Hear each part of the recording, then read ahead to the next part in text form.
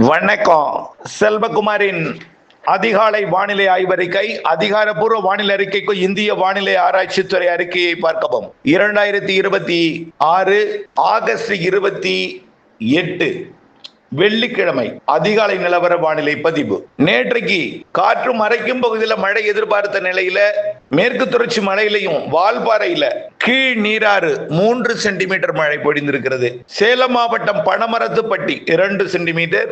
இன்னும் ஆங்காங்கே மழை இருந்தது. இதே போல இன்றைக்கும் இருக்கும், கொஞ்சம் தான் இருக்கும், பரப்பில் குறைவாக இருக்கும். இப்படியே 1ஆம் தேதி வரை தொடரும். இன்றைக்கு 28, அதாவது வரக்கூடிய செவ்வாய்க்கிழமை வரைக்கும் இதே நிலைதான். 2ஆம் தேதி சூரியனின் குத்துக்கதிர் குமரி முனையை விட்டு குமரி கடலில் விழத் தொடங்கி இருக்கிறது. அது வரைக்கும் தமிழ்நாட்டில் சூரியன் குத்துக்கதிர் விழும். சூரியன் குத்துக்கதிர் கடந்த ஏப்ரல் மேல வடக்கு நோக்கி பயணித்து இப்பொழுது தெற்கு நோக்கி பயணிக்கும் வழித்தடத்துல இன்றைய தேதியில மதுரை, சிவகங்கை, ராமநாதபுரம், தேனி மாவட்டத்திலையும் இன்றைக்கு 28ஆம் தேதி, நாளை 29ஆம் தேதி விருதுநகர், தூத்துக்குடி வடக்கு, தென்காசி மாவட்டத்துல வடக்கு பகுதியிலையும், 30ஆம் தேதி தூத்துக்குடி மத்திய பகுதி, தென்காசி தெற்கு பகுதியிலையும், 1ஆம் தேதி தூத்துக்குடியோட தெற்கு பகுதி, திருநெல்வேலி மாவட்ட பகுதியிலையும், 2ஆம் தேதி கன்னியாகுமரி மாவட்டம் மற்றும் திருநெல்வேலி ராதாபுரம் பகுதியிலையும், 3ஆம் தேதி குமரி முனையில் விழுந்து அப்படியே குமரி கடலில் பயணித்து செப்டம்பர் 21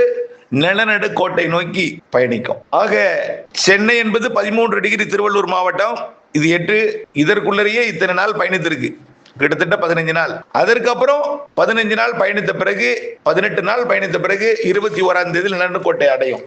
அது வரைக்கும் கொஞ்சம் வெப்பம் உயர்ந்துதான் இருக்கும். ஏனென்றால் நிலநடுக்கோட்டு பகுதி என்பது குமரி முனைக்கு சற்று தெற்கே தான் இருக்கு. ஆக செப்டம்பர் 21 வரைக்கும் வெப்பம் அதிகரித்திருந்தாலும் மாலை இரவு இடிமழை பொழிவு, தென்மேற்கு பருவமழை பொழிவு, வெப்பசலனத்துடன் இணைந்த மழைப்பொழிவு மீண்டும் 2ஆம் தேதிக்கு மேல், 2ஆம் தேதி ஆங்காங்கே இடிமழை கொடுக்கும். வழக்கமா இப்ப பெய்து கொண்டிருக்கூடிய ஓரிடம் என்பது ஒரு சில இடமாக மாறும் 2ஆம் தேதி. 3ஆம் தேதி சென்னை, திருவள்ளூர் உட்பட வடகடலோர மாவட்டங்கள், வட உள்பகுதிகள், கிருஷ்ணகிரி, தருமபுரி, சேலத்திலிருந்து நாமக்கல்ல இருந்து வடகடலோரம் வரைக்கும் 3ஆம் தேதியிலிருந்து தினசரி மழை இருந்துட்டே இருக்கும். 3, 4, 5, 8, 9ஆம் தேதி வரைக்கும் இருக்கும். அப்புறம் அதே நேரத்தில் கொஞ்சம் கொஞ்சமா இந்த 3, 4, 5 அப்படியே டெல்டா மாவட்டங்களுக்குள்ளும் ஆங்காங்கே பெய்ய தொடங்கும்.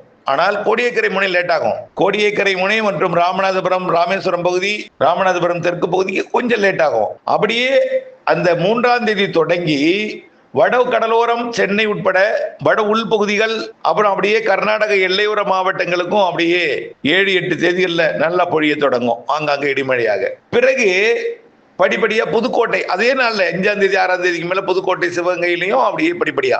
ஏனென்றால் இப்பொழுது வட இந்திய நிலப்பகுதிகளில் காற்றழுத்த தாழ்வு நிலை நீடிக்குது. இந்த நிலை காற்றழுத்த தாழ்வு நிலை மேற்கு நோக்கி பயணித்து குஜராத் போனதுக்கு அப்புறம் அதோட இதான் கடைசி சிஸ்டம். குஜராத்துக்கு கடைசி சிஸ்டமா அப்படியே என்ன செஞ்சோம், தென்மேற்கு பருவமழை பின்வாங்க தொடங்கும். வரக்கூடிய முதல் வாரத்திலிருந்து பாகிஸ்தான் எல்லையோரத்திலிருந்து பின்வாங்க தொடங்கும் அந்த தென்மேற்கு பருவமழை உயரழுத்தத்தின் ஆக்கிரமிப்பு காரணமாகவும் வடக்கே குளிரப்போகிற காரணத்தினாலே நிகழ்வு படிப்படியாக, அதாவது ஜப்பான், சீன பகுதிக்கு போகக்கூடிய நிகழ்வு படிப்படியாக தென்சினக்கடல் வழியாக வர தொடங்கும். கண்டிப்பாக அக்டோபர் 15 தேதியெல்லாம் வலுவான ஒரு தென்மேற்கு பருவமழையாக இருக்கும். இந்த செப்டம்பர் மாத 10 தேதிக்கு மேலேயே மேடன் ஜூலினாக்ஸ், அதாவது எம்ஜிஓ வரப்போகுது. இதெல்லாம் நம்ம இப்பதான் எம்ஜிஓன்னு சொல்லிட்டு இருக்கோம். இப்போ நேபாள வெள்ளப்பெருக்குக்கே காரணம் என்பதை நாம தான் முதல்ல சொன்னோம், ஒரு ஏரி உடைந்திருக்கணும் அப்படின்னு. ஏனென்றால் அங்க அந்த இடத்துல மழை இல்லை, பனிப்பாறை உருகினாலும் திடீரென்று அது ஒரு பாறை குபீரென்று திடீரென்று உருகி அப்படி குபீர்னு வந்துடாது. அங்க நிறைய ஏரிகள் இருக்கு. செயற்கைக்கோள் படத்துல பார்த்தா தெரியும். அந்த ஏரிகள் ஒன்றில் தான் அந்த கரையை உடைக்கும் வகையில் தான் அந்த பனிப்பாறை உடைந்திருக்க வேண்டும். ஒன்று மத்தியில் விழுந்து பேரலை ஏற்பட்டு கரையை கரைத்திருக்கும், அல்லது கரையிலேயே விழுந்து கரையை உடைத்திருக்கும். ஏதாவது ஒரு காரணம் தான். அணை உடைப்பு அல்லது ஏரி உடைப்பு, ஒரு நீர் தேக்கத்தில் இருந்துதான் இவ்வளவு பெரிய தண்ணி வந்திருக்க வேண்டும் என்று சொன்னோம். அதே போலதான் வந்திருக்கு. அதே போல இயற்கை அமைப்பையும் இயற்கையோட இணைந்த வாழ்வை நாம் 35 நான் எப்படி பழையபடி சொல்லிட்டே இருக்கோம். 35 ஆண்டு காலத்திற்கு மேல பணியாற்றி கொண்டிருக்கோம். அதனால இந்த மேடன் ஜூலி ஆக்சிலேஷன் என்பது நிலநடுக்கோட்டுக்கு தெற்கே இருக்கக்கூடிய நீராவியை வடக்கு நோக்கி அனுப்பி வைப்பது. ஆனால் ஃபுல்லா இல்ல, ஆரம்ப நிலை, ஒரு வீக்கான எம்ஜிஓன்னு சொல்லலாம். ஆனால் மழைப்பொழிவை கொடுக்கும் வகையில 10ஆம் தேதிக்கு மேல கொஞ்சம் மழைப்பொழிவை கூட்டும் தென்மேற்கு பருவமழையை தொடக்கம். வெப்பசலன இடிமழை பொழிவை பரவலாக்கும். 15ஆம் தேதிக்கு மேல மேலும் வெப்பசலன இடிமழை பொழிவை தென்மேற்கு பருவமழையும் பரவலாக்கும். 20ஆம் தேதிக்கு மேல ஸ்ட்ராங்கான மழை கர்நாடக எல்லையோ அனைத்து உள் மாவட்டங்கள்லையும் ஒரு ஸ்ட்ராங்கான, அதாவது இந்த புரட்டாசி பிறந்து விட்டால் காற்று பகுதிக்கும் மழை. நம்பிக்கையுடன் நீங்கள் இருக்கலாம், நம்பிக்கையுடன் இருக்கலாம். மதுரை, விருதுநகர், திண்டுக்கல், திருப்பூர், கோயம்புத்தூர், ஈரோடு, கரூர், திருச்சி, நாமக்கல், சேலம், கிருஷ்ணகிரி, தர்மபுரி காவிரி நீர்பிடிப்பு பகுதிகளோட தமிழக பகுதி, அதாவது தமிழ்நாட்டிற்கு நீர் தரக்கூடிய கர்நாடக அணைக்கும் மேட்டூருக்கும் இடைப்பட்ட அந்த காவிரி நீர்பிடிப்பு பகுதிகள், இந்த பகுதிகள் எல்லாம் வெப்ப சலனத்துடன் கூடிய தென்மேற்கு பருவமழை தமிழ்நாட்டிலும் மேற்கு தொடர்ச்சி மலையில தென்மேற்கு பருவமழை வலுப்பெறும். காற்று சுழற்சி தமிழ்நாட்டின் கரையோரத்தில் நீடிக்கும். அக்டோபர் மாத 1ஆம் தேதி வடகிழக்கு பருவமழை காலத்துல எப்படி தாழ்வு நிலை தமிழ்நாட்டுக்கு அருகே அமைய போகிறதோ அதே போல தமிழ்நாட்டின் கரையை ஒட்டி குறிப்பாக சென்னை முதல் இலங்கை வரைக்கும் டெல்டாவிற்கு கிழக்கே வடகடலோரத்துக்கு கிழக்கே இலங்கையை ஒட்டி காற்று சுழற்சிகள் அமைந்து படிப்படியாக அந்த அக்டோபர் மாதத்திலேயே முன்கூட்டியே, அதாவது பருவமழை முன்கூட்டியே வடகிழக்கு பருவமழை தொடங்கியது போலவே தாழ்வு சுழற்சிகள் அமைந்து தாழ்வு பகுதிகளாவே தீவிர நிகழ்வாவே அமைஞ்சிடும். ஒருவேளை அது வடகிழக்கு பருவமழைன்னு அக்டோபர் 10ஆம் தேதியே அறிவிக்கலாம். அது அக்டோபர் 10 வடகிழக்கு பருவமழை தொடங்கியது என்று கூட அறிவிக்கிறதுக்கு வாய்ப்பு இருக்கு. ஏன்னா அந்த அளவுக்கு சிஸ்டம் அடுத்தடுத்து வர ஆரம்பிச்சிடும். கண்டிப்பா வடகிழக்கு பருவமழை அக்டோபர் 1 தொடங்கியது போலவே நிகழ்வு வர ஆரம்பிச்சிடும். ஆகவே அந்த நிகழ்வு தமிழ்நாட்டின் எல்லா மாவட்டங்களுக்கே மழை பொழிவு கொடுக்கும். இப்போ உங்களுக்கு சொன்னா இந்த அடிக்கிற வெயிலே எல்லினோங்கிறாங்களே, எங்க பெய்ய போகுது, இதெல்லாம் சும்மா சொல்லிட்டு இருக்காரு அப்படிங்க. இல்லை இல்லை இல்லை, ஆரம்ப கட்டம் உள் மாவட்டங்கள், படிப்படியாக கடலோர மாவட்டங்கள், தொடர்ந்து சென்னை உள்ளிட்ட பகுதிகளுக்கு மழை இருந்துட்டே இருக்கும். வட உள் மாவட்டங்கள்ல இருந்துட்டே இருக்கும். படிப்படியா அனைத்து உள் மாவட்டங்களுக்கும் தொடங்கும். பிறகு மேற்கு தொடர்ச்சி மலைப்பகுதி, காற்று பகுதி, கணவாய் பகுதிகளுக்கு தொடங்கும். இறுதியில கோடியக்கரை உட்பட வேதாரண்ய முனை அந்த ராமேஸ்வரம் பகுதிக்கும் மழைப்பிடிப்பை கொடுக்கும் வகையில இலங்கை தாழ்வு சுழற்சிகள் உருவாகி மழைப்பிடிப்பை கொடுக்க தொடங்கினோம். அப்பதான் நீங்க விதைக்கலாம். வேதாரண்ய பகுதி, திருத்துறைப்பூண்டி, முத்துப்பேட்டை பகுதியில் எல்லாமே அந்த உங்களுக்கு மேட்டூரை நம்பி விதைக்கலாம். ஆனால் அத்தனை இடத்துக்கும் பாசனம் கொடுக்கும் வகையில தண்ணீர் திறக்க முடியாது. ஏனென்றால் இருக்கும் தண்ணி 10,000 கனஅடி திறந்தா தான் நம்மளுக்கு வரும். ஆனால் அணைகள் நீர்பிடிப்பு பகுதிகளில் மழை இருக்கும். ஆனால் வடகிழக்கு பருவமழை நிறைய பொழியும். ஆனால் அந்த மழை பொழியும் என்ற நம்பிக்கை இல்லாமல் முன்கூட்டியே இருக்கக்கூடிய தண்ணீரை வானிலை கணிப்பு வைத்து திறக்குவது என்பது சந்தேக பார்வையாக திறக்க மாட்டாங்க. வானிலை கணிப்பு வைத்து திறக்க மாட்டாங்க. பொழிந்தால் தான் திறப்பாங்க, நீர்வரத்து இருந்தால் தான் திறப்பாங்க. நிச்சயமா 10,000 கனஅடிக்கு மேல திறப்பதற்கு சந்தேகம் தான். என முடியாது. திடீரென்று 10,000க்கு மேல திறந்தா 1.5 TMC 2 TMC திறந்தா ஒரு 2 TMC திறந்தா எத்தனை நாளைக்கு இருக்கும்? 25 நாளோட தண்ணி தீந்துரும் பயப்படுவாங்க. அது எல்லாருக்கும் உள்ளதுதான். அதனால கடைமடைக்கு தயவு செய்து கிடைப்பது கடினம் தான். ஆனால் கொஞ்சம் போர்ஸா திறந்து விட்டதான் கடைமடைக்கு போகும். ஆனால் கொஞ்சம் எல்லோருக்கும் கிடைக்கும். பெரும்பாலும் கடைமடைக்கு முன்பு இருக்கக்கூடிய பகுதிகளுக்கெல்லாம் நீர் கிடைக்கும். அதை வைத்து நாற்றெல்லாம் விடலாம், சாகுபடி தொடங்கலாம். ஆனால் வேதாரண்யம் உள்ளிட்ட பகுதிகளுக்கெல்லாம் நல்ல மழை பெய்தால்தான் தெளிப்பீங்க. மானாவாரி தெளிப்பது எல்லாமே அது எல்லாமே நீங்க எப்ப தெளிக்கலாம்னா செப்டம்பர் இறுதி அக்டோபர் முதல் வாரத்துல கண்டிப்பா தயாரா வச்சிருக்கலாம். செப்டம்பர் இறுதி வாரம், அக்டோபர் முதல் முன் 15 நாள் அதுக்குள்ள நீங்க அந்த இதுக்குள்ளே நீங்க எல்லாம் தெளிச்சு முடிச்சிடலாம். நல்ல பயிரையே வளர்த்தரலாம். வடகிழக்கு பருவமழை வலுத்து தொடங்கினோம். ஆரம்பமே வலுத்து தொடங்கினோம். வடிகால் வசதியை சரி செய்து கொண்டு நாம் எப்பொழுதுமே விதைப்பு பணியை செய்யணும்.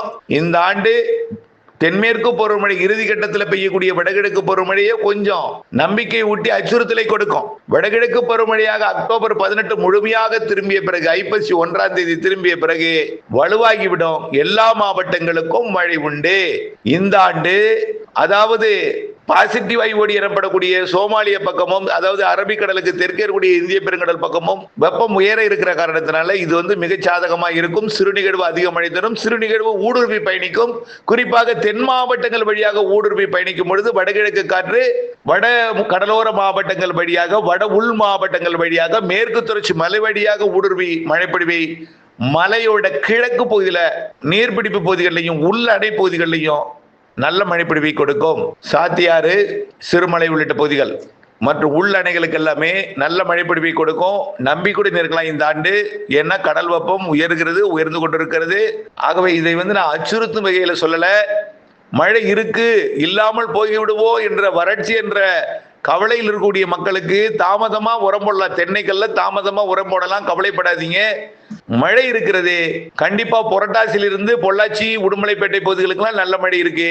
புரட்டாசி 15 தேதிக்கு மேல வலுவா ஸ்ட்ராங்காவே இருக்கு. தென் மாவட்டங்களுக்கும், தென் மாவட்டங்கள் நம்பர் 1, தென் கடலோரம், தென் மாவட்ட மேற்கு தொடர்ச்சி மலை, தென் மாவட்ட உள்பகுதி, டெல்டா மாவட்டங்களுக்கெல்லாம் அதிக மழை இருக்கு. வடகடலோரமும் என்பதையும் பொறுத்திருந்து பாருங்கள். விரைவில் ஒரு 10-15 தினங்கள்ல இந்த அறிப்பெல்லாம் உங்களுக்கு வர தொடங்கும் என்பதையும், வடகிழக்கு பருவமழை குறித்து நீண்ட கால அறிக்கை ஏற்கனவே நாம வழங்கி இருக்கிறோம். வடகிழக்கு பருவமழை ஐப்பசி 1 அக்டோபர் 18 வலுப்பெற்று அப்படியே அக்டோபர் முன் 15 தேதியிலேயே ஓரளவு நிறைய மழை பொழிவை கொடுத்துரும். சிறு நிகழ்வு தான் எல்லாமே. சிறு நிகழ்வும் வலுவான மழை தரும். நீராவியை சுமந்து வரக்கூடிய காற்று தமிழ்நாட்டின் தரையேற குளிர்விக்கும் அமைப்பு எல்லாமே செட்டிங் சரியா அமையும். இலங்கைக்கும் இதே நிலைதான். ஆகவே தயவு செய்து புரிந்து கொள்ளுங்கள், நம்பிக்கையுடன் இருங்கள். ஆனால் மழை நாம் நினைக்கும் பொழுது பெய்யாது. பொழியும் மழை நீரை சேமித்து தேவை ஏற்படும் பொழுது பயன்படுத்திக் கொள்வதற்கு தயவு செய்து இந்த ஆண்டாவது நீங்க பண்ணை குட்டை அமையுங்கள் என்று தெரியப்படுத்த விரும்புகிறேன். இன்னொரு புரிய விஷயம்னா, வடகிழக்கு அதாவது தென்மேற்கு பருவமழை காலம் வட இந்திய நிலப்பகுதிகளில், வட இந்தியாவில் இமயமலையிலாம் மழை பொழிவு அதிகமா இருக்கும். இந்த நேரத்தில் எதற்கு தான் நீங்க சுற்றுலா போறீங்க? குளிர்காலத்தில் தென்மேற்கு பருவமழை நிறைவடையும் பொழுது, குளிர்காலம் தொடங்கும் பொழுது சுற்றுலா போறது தான் ஏற்றது. ஆகவே இந்த நேரத்தில் சுற்றுலா போவது என்பது மிகவும் அப்படி இருக்கும் பொழுது தேக்கி வைக்கப்பட்டிருக்கக்கூடிய அணை நீர் நேபாளத்திலிருந்து உடைப்பேற்பட்டு பலர் குடும்பமே அச்சத்தில் சோகத்தில் ஆழ்ந்திருக்கு. ஆனா நிறைய பேர் கண்டுபிடிக்கப்பட்டிருக்கிறார்கள், பாதுகாப்பாக இருக்கிறார்கள். அது வந்திருக்குது. கிட்டத்தட்ட 50க்கு மேற்பட்டோர் நேற்றைக்கு பாதுகாப்பாக இருப்பதாக தகவல் வந்திருக்கு. இந்த பாடமெல்லாம் உங்களுக்கு அனுபவ பாடமெல்லாம் வருங்காலத்தில் திட்டமிடுதலுக்கு உங்களுக்கு அவசியமாக இருக்க வேண்டும். தயவுசெய்து புரிந்து கொள்ளுங்கள். தென்மேற்கு பருவமழை காலத்தில் வட இந்திய நிலப்பகுதிகளுக்கு பயணிப்பது, குளிர்காலத்தில் பயணித்தா கூட பிரச்சனை, மேற்கத்திய இடையூறு மட்டும்தான் அப்பப்போ இடையூறு கொடுக்கும். ஆனால் இப்படி மழை காலத்துல இமயமலையில, அதுவும் இமயமலை என்பது ஒவ்வொரு அடியும் அச்சமூட்டும் வகையில இருக்கும். உத்தரகாண்ட் பாதிப்பை எல்லாம் அறிந்தவர்கள், புரிந்தவர்கள். இப்படிப்பட்ட பயணத்தை நாம் தவிர்ப்பது நல்லது. அரசுக்கும் இக்கட்டான நிலை ஏற்படுத்துதல், நாமும் ஒரு அச்ச உணர்வு இல்லாமல் பயணித்ததெல்லாம் ரொம்ப கடினம். ஆகவே தயவுசெய்து புரிந்து கொள்ளுங்கள், இப்படிப்பட்ட இயற்கை பேரிடர்கள் இருந்து கொண்டிருக்கும். தயவுசெய்து இப்படிப்பட்ட பயணங்களை தவிர்த்து திட்டமிடும் நாளை வானிலை அறிந்து திட்டமிட வேண்டும், வகுத்துக் கொள்ள வேண்டும். அதுவும் புரிந்து கொள்ள வேண்டும் என்பதையும் இந்த நேரத்தில் தெரிவித்துக் கொள்கிறேன். இயற்கை என்பது குறிப்பிட்ட நாளில் குறைந்த நேரத்தில் குறைந்த பரப்பில் அதிக மழைப்பொழிவை கொடுக்கும். ஆனால் அனைவருக்கும் மழைப்பொழிவை கொடுக்கும். அந்த நீரை நாம் சேமிக்க வேண்டும். வடகிழக்கு பருவமழை என்பது அதிகம் இருக்கும், தானாகவே சேமிக்கப்படும். ஆனால் நீங்கள் கரைகளை வலுப்படுத்தி அது வெளியே போய்விடாமல், உடைப்பெடுக்காமல் பாதுகாத்து வைத்துக் கொண்டு வரக்கூடிய 2027 கோடைக்கு பயன்படுத்துவதற்கு திட்டமிட்டுக் கொள்ள வேண்டும் என்பதை கேட்டுக்கொள்கிறேன். இணைந்தே இருங்கள் அப்டேட்ஸுடன். நன்றி.